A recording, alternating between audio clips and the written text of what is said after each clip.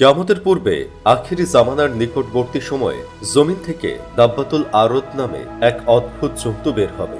জন্তুটি মানুষের সঙ্গে কথা বলবে। হ্যাঁ ভিউয়ার্স, এটি হবে কিয়ামতের নিকটবর্তী হওয়ার অন্যতম সর্বশেষ ব্যবহার। পশ্চিম আকাশে সূর্য উদিত হওয়ার পর তওবার দরজা বন্ধ হয়ে গেলে এটি বের হবে।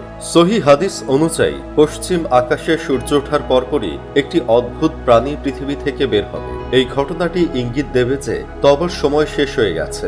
এই প্রাণী মুমিন ও কাফেরকে পৃথক করবে। মুমিনদের কপালে মুমিন এবং কাফেরদের কপালে কাফের লিখে দেবে। এ ব্যাপারে কুরআনের সূরা নামলের ৮২ নম্বর আয়াতে কিয়ামতের একটি চমকপ্রদ ঘটনার উল্লেখ রয়েছে। আয়াতে বলা হয়েছে, কিয়ামতের নিকটে পৃথিবী থেকে একটি প্রাণী বের হবে এবং মানুষের সাথে কথা বলবে। এই প্রাণী মানুষকে জানাবে যে তারা আল্লাহর নিদর্শনগুলোকে বিশ্বাস করেনি। এই আয়াত মানুষকে কিয়ামতের প্রস্তুতি নেওয়ার এবং আল্লাহর নির্দেশ অনুসারে জীবন যাপনের গুরুত্ব বোঝায়। আল্লামা আলুসি রহমতুল্লাহ আলাইহি উল্লেখ করেন যে এই প্রাণীটি কুরআনের আয়াত পাঠ করবে, অর্থাৎ এটি আল্লাহর পক্ষ থেকে মানুষকে জানাবে যে তারা আল্লাহর নিদর্শনগুলোকে অস্বীকার করেছে।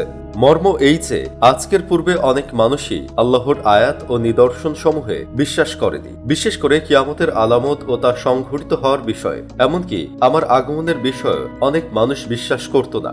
এখন সে সময় এসে গেছে এবং আমিও বের হয়ে এসেছি। নবী সাল্লাল্লাহু আলাইহি ওয়াসাল্লাম বলেন, দাব্বাতুল আরদ নামক এক বিশেষ প্রাণীর কথা। এই প্রাণীটি মানুষের নাকে চিহ্ন লাগাবে। এই ঘটনার পরেও মানুষ পৃথিবীতে জীবন যাপন করবে। এই প্রাণীটি এমন ভাবে সবার নাকে দাগ লাগাবে যে মানুষ উট কিনলেও তাকে জিজ্ঞাসা করা হবে, তুমি এই উটটা কার কাছ থেকে কিনেছ?